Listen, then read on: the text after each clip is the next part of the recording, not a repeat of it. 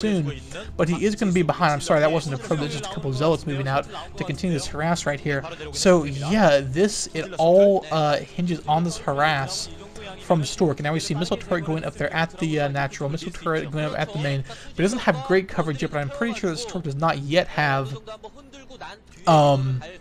any Reavers out to put in that shuttle, although he will have one soon. Maybe he does actually. I don't think so. I guess we're about to find out whether or not he has anything in it right now.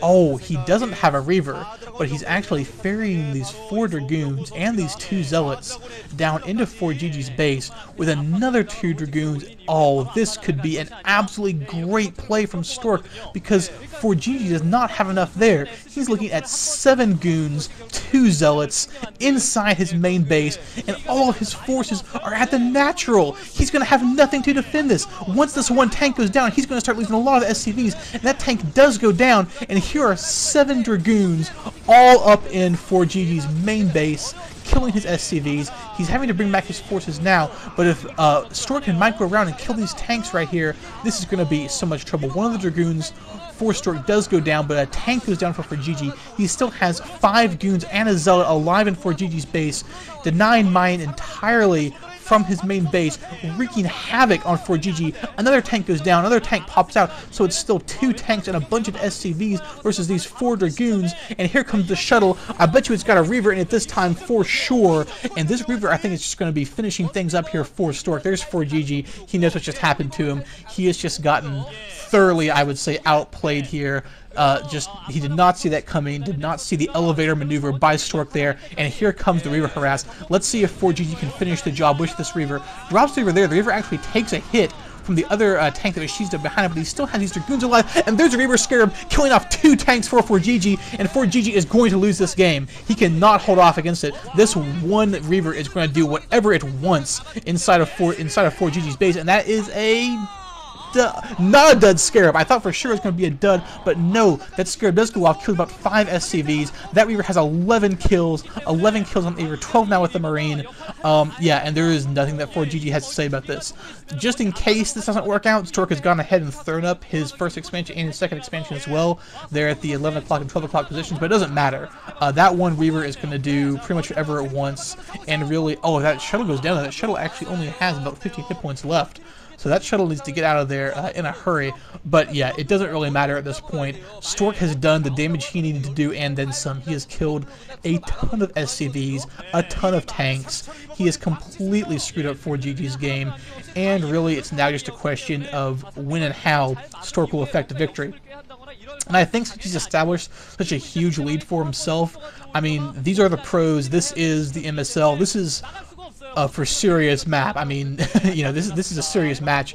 I think Stork is going to be playing very cautiously from this point, still trying to do whatever harass he can. And here comes the shuttle again, dropping the Dragoon out first to absorb the hit. And here comes another Scarab killing more SCVs.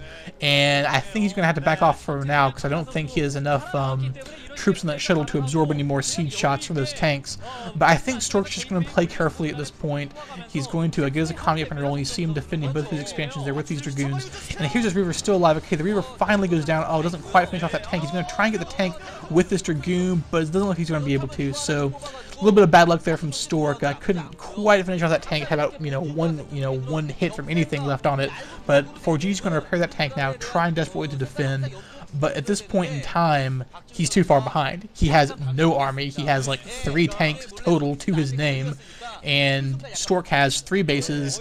I'm sure he's been putting down some more gateways. At least I hope he's been putting down some more gateways so he can actually take advantage of this economy he has and really start serious production. And we're just going to have to see how long it's going to take Stork to build up a big enough force to really attack Forgg here. And I don't think it's going to be too long.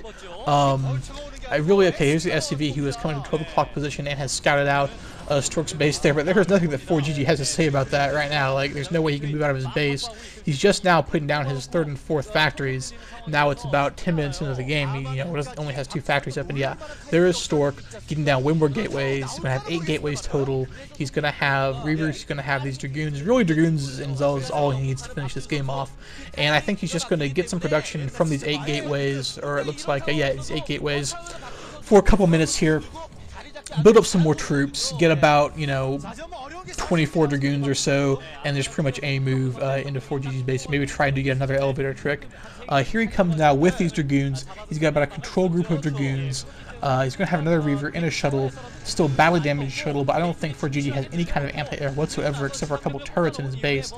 And Stork's just going to see if he can put on enough pressure right now to end this, but his front of his base is very well defended. He's got the block set up there with his engineering bay.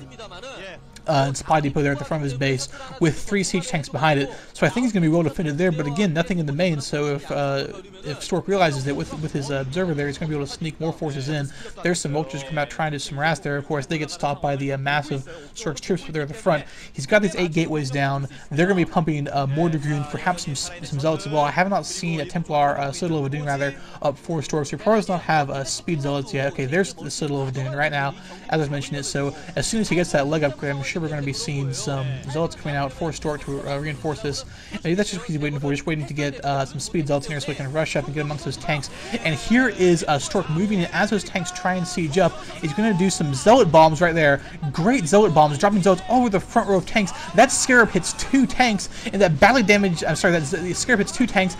The Scarab hits 2 tanks again, and yeah, Forgg has nothing left really other than those 2 tanks and the 1 bunker, and that's going to be just barely enough. But here comes the reinforcement for Stork. About 6 Zealots, 4 more Dragoons, and yeah, that's going to be all he needs. This is going to be a good game in a matter of moments here. Just great play by Stork in breaking the Terran defense, and that shuttle goes down there. That could be trouble, but those Marines are not focusing fire on the shuttle. The Zealots are getting dropped there, running in. Forgg is fighting a running battle here. He's killing those, Stork is killing those mines before they pop up. His tanks are not sieged. They're trying to retreat against these Zealots here, and we see that at this point in time, he's having to pull the SCVs off to defend. Forgg, he keeps fighting off. I mean, he's a Terran, and he does have siege tanks, and siege tanks are really good. They're really good at defending. So, it's taking Stork a while here, but Stork has such a massive lead. There's just no way that Forgg is going to be able to do anything here. He's trying to get these vultures out. They do actually manage to make it by Stork's Dragoons as they're running down here, but he has a great wall set up and a cannon, so those vultures aren't going to be able to get anything done. All they're going to be able to do is lay some mines out there outside of Stork's 3rd base. But at this point in time, Stork just has massive economy and massive production. And here's some minefields trying to set up there. Good job by Stork not getting a bunch of his Zealots blown up. We're going to see some more Zealot bombs here, it looks like, on top of these tanks. Good Zealot bomb there from Stork. Good defense from Forgg, actually, keeping those vultures out in front for just long enough to absorb the blows they needed to keep some of his tanks alive.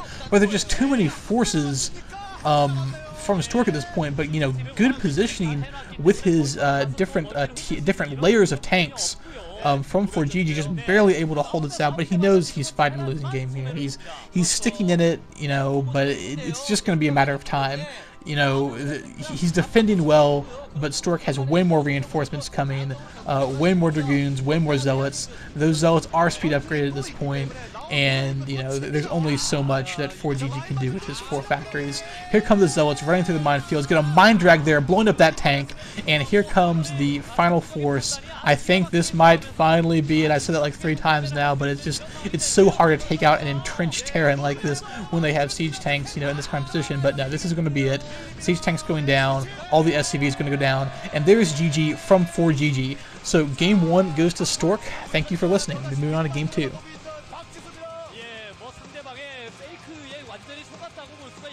결과적으로 말이죠. 본진 안쪽에 들어가서 프로브 앞붙고 그 다음에 투게이트웨이 끈끈하게 돌리면서 SCV 잡는 모습을 보면서 SCV를 자꾸 잡으려고 하니까 이거 뭔가 있을지도 모르겠다라는 생각에 아래쪽에 내려갔는데 진짜 팔로이 서 있었거든요. 그래서 전략 한번 막았다라는 생각이 좀 안정적으로 하려고 했었는데 그 이후에 추가되는 셔틀에